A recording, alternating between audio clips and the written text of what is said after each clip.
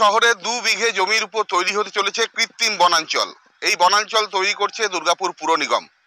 দুর্গাপুরের শঙ্করপুরে 2 বিঘে জমি বাছা হয়েছে এবং এই জমিতে জাপানি পদ্ধতিতে মিয়াওকি ফরেস্ট তৈরি করা হবে।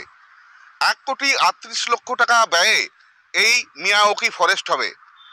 এই জঙ্গলের গুরুত্ব কি? এই জঙ্গল 6 মাসের মধ্যেই এই বনাঞ্চল তৈরি হয়ে যাবে। প্রথম 1 মাস এর রক্ষণাবেক্ষণ করতে হবে এই গাছগুলোর। আজকে আমাদের ওই শঙ্করপুর ওখানে একটা খুব ভালো নিচ্ছে মিয়াওকি, যেটা জাপানি নাম, এবং সেই স্টাইলেই আজকে একটা নতুন ফরেস্টের ওপেনিং হলো, যেটাতে 66 রকমের বিভিন্ন জাতের গাছ থাকবে। এবং সেখান দিয়ে ধরুন দুর্গাপুরে তো এখন এত পলিউশনের, আমরা দেখলাম এই বছর যা পলিউশন, দিল্লির পরেই দুর্গাপুর, সেই পলিউশন থেকেও আমরা অনেকটা মুক্তি পাবো।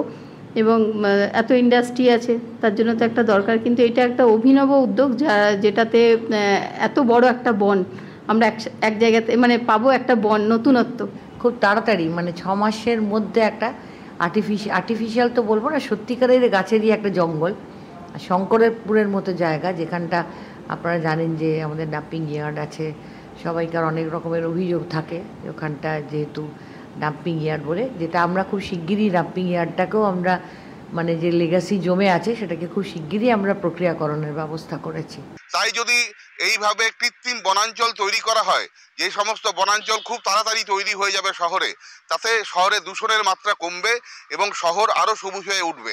এবং আগামী দিনে আরও অন্যান্য জায়গা যদি দুর্গাপুর পুর নিগম পান, তাহলে এই রকম মিয়াওকি ফরেস্ট, এই জাপানি পদ্ধতিতে যেভাবে এই বনাঞ্চল তৈরি করা হচ্ছে, এরকম আরও বনাঞ্চল আগামী দিনে তৈরি করার পরিকল্পনা রয়েছে দুর্গাপুর পুর নিগমের।